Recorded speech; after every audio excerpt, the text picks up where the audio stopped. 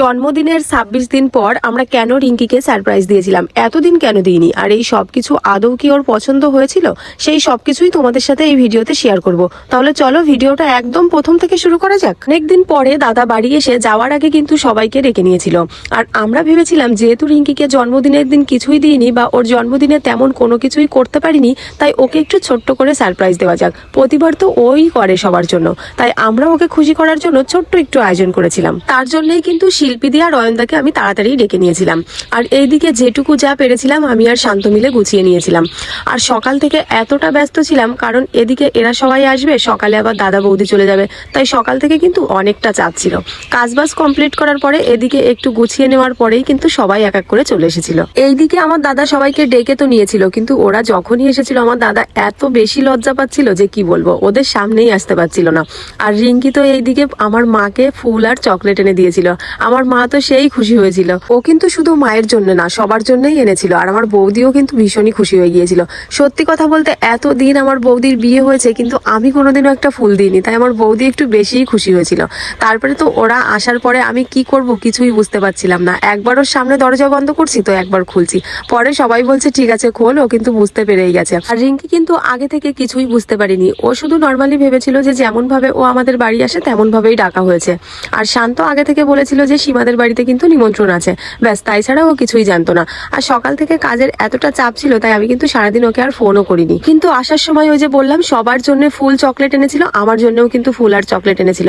আর এইদিকে আমি ওর জন্য একটা ফুল এনেছিলাম, সেটা দিতে যেয়ে আমার পুরো হাত পা কাঁপছিল। মানে প্রপোজ করতে গেলেও মনে হয় কাউকে এরকম হয় না, আমার এতটা ভয় লাগছিল আর সারা গা হাত পা এত পরিমাণে কাঁপছিল যে কি বলবো। আর বাকিদের অবস্থাটা দেখো, পুরো নিচেই বসে গেছে। বারবার করে বললাম যে চেয়ারটা এনে দিই, সবাই বললো না থাক, এইটাই ঠিক আছে। আর অয়নদা তো পুরো এইভাবেই বসে গেছে, আর ওইদিকে দিয়া কিন্তু উকি মারছে, মানে এদের দেখে দিয়াও খুব লজ্জা পাচ্ছে। সবাই আসবে তাই জন্য দিয়া কিন্তু সকাল থেকে ভীষণই খুশি ছিল। আর এইদিকে ওরা আসবে তাই জন্য ও সকাল থেকে খাইও নি, বলছে ওরা সবাই আসুক তারপর খাবো। আর আমাকে আর ওর মাকে বলছে যে এইটা করো, ওরা খুশি হবে, ওদের জন্য এইটা করো। মানে সকাল থেকে ওর আলাদাই একটা উত্তেজনা।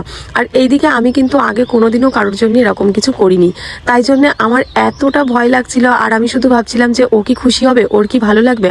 আর একটা ফুল দিতে যে আমার এত বেশি লজ্জা লাগছিল, ভয় লাগছিল যে সেটা আর কি বলবো। এই আয়োজনটা কিন্তু আমি আর শান্ত মিলেই করেছিলাম, কিন্তু সেটা করলে আর কি হবে, শান্ত হয়ে যে আমার ছাড়াও বেশি লজ্জা পায়।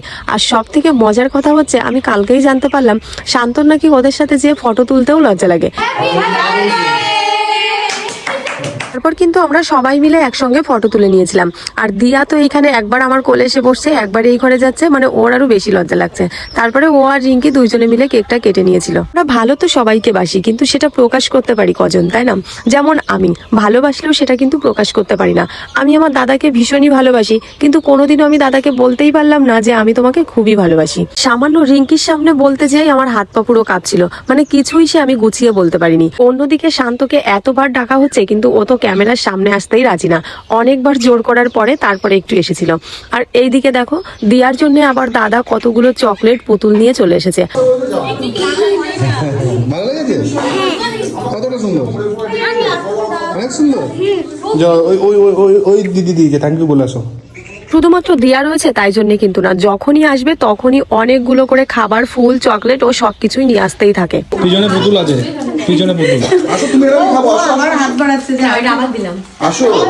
থ্যাংক ইউ, আমার দিলাম। বাবা এটা আমার, হ্যাঁ। তুমি দিয়া কেক খাবে না? দিয়া ওকে জন্মদিনে যে আমি কি গিফট দেবো সেটাই বুঝতে পারছিলাম না।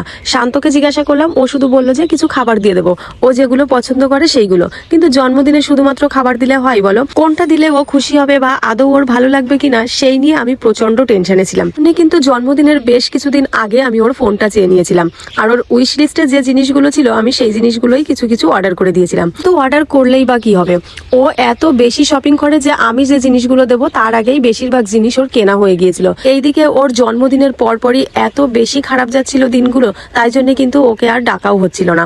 অবশেষে আজকে ডেকে ওর হাতে জিনিসগুলো দিয়ে আমারও কিন্তু ভীষণই ভালো লাগছিল।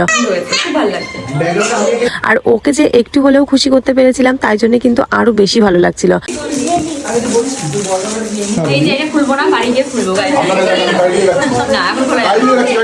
আর এর ভিতরে ছিল কিন্তু খাবার। আর সবাই বলছিল ওইখান থেকে কিন্তু আমরা সবাই ভাগ নেবো, তাই ও অর্ধেক খুলেই রেখে দিয়েছিল, বলছিল বাকিটা বাড়ি যেয়েই খুলবে। সত্যি কথা বলতে খুবই সামান্য কিছু আয়োজন করেছিলাম, ইচ্ছা ছিল আরো অনেক কিছু করার, কিন্তু সেভাবে কিছুই করে উঠতে পারিনি। এতদিন হাতে টাইম থাকা সত্ত্বেও সেইভাবে কিন্তু কিছুই হয়নি। কি হচ্ছে আমাদের সাথে সেটাই বুঝতে পারছি না। জন্মদিনের দিন তো ওর খুবই বাজে গেছে, আর তারপরেও এইখানে যেদিন ডেকেছিলাম তার আগের দিন ওর পায়ে ব্যথা পেয়েছিল, আর পাটা ফুলে কি অবস্থা হয়েছে দেখো।